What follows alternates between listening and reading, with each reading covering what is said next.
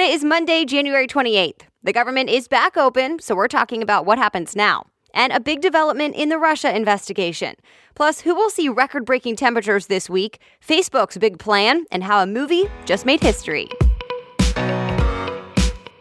Welcome to The Newsworthy. All the day's news in less than 10 minutes. Fast, fair, fun, and on the go. I'm Erica Mandy. Thanks so much for being here. You ready? Let's do this. The longest government shutdown ever has ended, for now. President Trump agreed Friday to reopen the government without the money he wants for a border wall. But here's the thing, it's only for 3 weeks while talks on border security continue. It's what Democrats have been asking for. That said, the Wall Street Journal reports President Trump says he's prepared to let the government shut down again if Congress doesn't provide the funding he wants for a wall. Or, he says, declaring a national emergency at the border is also still on the table. It's a way to get around Congress. For now, another countdown is on. Congress has until February 15th to come up with a deal President Trump would sign. In the meantime, 800,000 federal workers will finally get paid after missing 2 paychecks.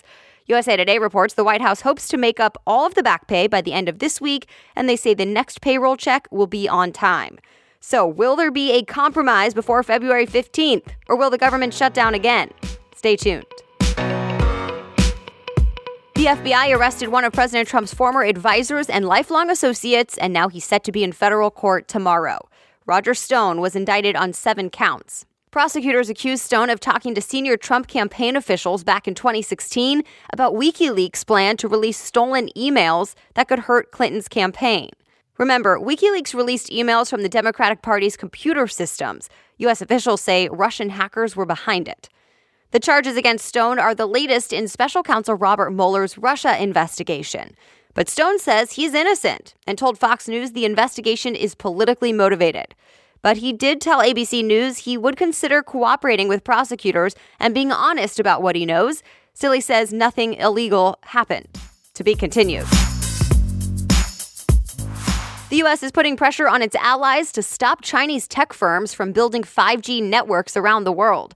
The New York Times reports the Trump administration says if Huawei, ZTE, or other Chinese tech firms build 5G capabilities first, it could give them a military and economic edge.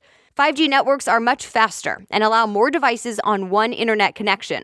Data would download immediately, even on your cell phone. Some nations are on board with the ban, others aren't so sure, because Huawei is huge. Either way, this is all happening during an ongoing trade war between the U.S. and China, and Canada detained Huawei's CFO on the request of the U.S. China already retaliated, so this is far from over. There's a massive search in Brazil right now. Hundreds of people are missing. Reuters reports a dam the size of a 28-story building collapsed and caused a deadly mudslide. Dozens of people are confirmed dead, but the death toll is expected to rise over the next couple of days.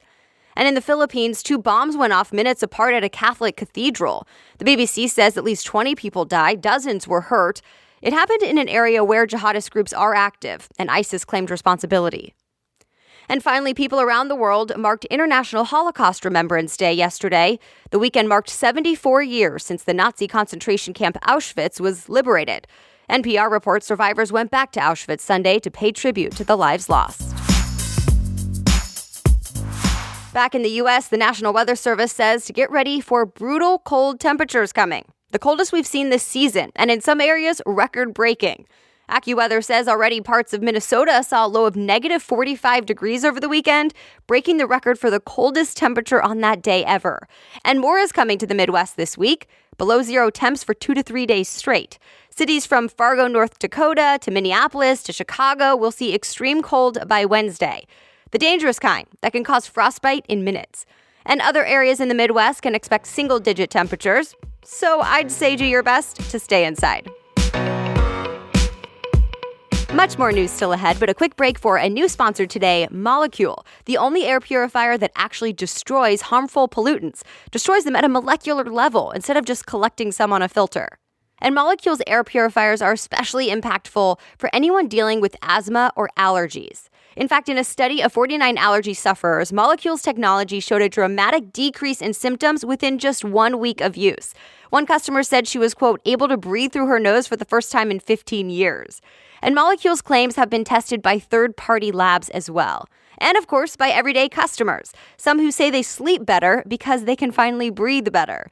Plus, Molecule's air purifiers have a great look, they are sleek and high quality, and yes, the newsworthy listeners get a deal. Today, you can get $75 off your first order. Just go to molecule.com and enter the promo code newsworthy at checkout. That's molecule.com, spelled MOLEKULE.com, with the promo code newsworthy. Now back to the news. Facebook may be merging 3 of its messaging apps for the first time. The New York Times cites sources saying Instagram, WhatsApp, and Facebook Messenger will soon work together like never before.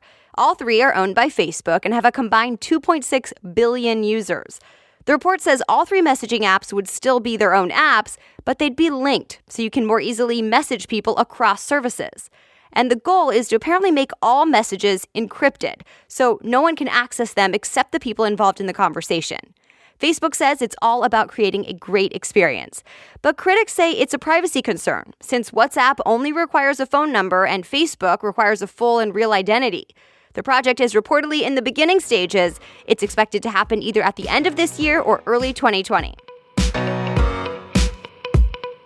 Samsung is rethinking its packaging. The Verge reports Samsung will use environmentally friendly materials starting this year. So the company says it'll ditch plastic molds for phones, headphones, and tablets and use eco-friendly materials instead. And phone chargers will get a matte finish versus the glossy look to reduce the use of plastic. Speaking of Samsung, there are also some new rumors about its next phone. TechCrunch says the Samsung Galaxy S10 will be announced next month. The phone is rumored to have a second front-facing camera and a great battery life. Much more to come. Walgreens is testing out so-called smart coolers, meaning the refrigerators at the store have cameras to scan customers' faces while they're shopping. So, for example, while you're grabbing milk, the fridge can see you. It's analyzing who you are, like your age and gender. The Atlantic reports these smart coolers are being used to better understand who is buying what and what ads and store placement work best. The smart coolers are being tested in a store in Chicago with plans to expand to New York and San Francisco. Novak Djokovic is the Australian Open men's champion, which also means he made tennis history last night. He's the first to win 7 Australian Open titles. And the women's champ also made history. Naomi Osaka won, the same tennis player who beat Serena Williams in the U.S. Open final a few months ago. Today, she's now number 1 in the world, becoming the first singles player from Asia to be ranked in that top spot. And at 21 years old, she's also the youngest top-ranked female player since 2010. The superhero movie Black Panther won big at the SAG Awards last night. It was the first time a superhero movie won Best Ensemble, which is the equivalent of Best Picture. And Amazon's The Marvelous Mrs. Maisel took home 3 SAG Awards, including Best Comedy. Megan Mullally from Will and Grace hosted that award show. And that's it for today. You are all caught up from the weekend. If you want to read more about any of the stories mentioned, just go to the homepage of thenewsworthy.com, click episodes, and check out today's date. You'll find all the story sources and links right there. The Newsworthy is ready for you to listen every weekday by 4 in the morning. I'll be back with more news tomorrow. Have a great day.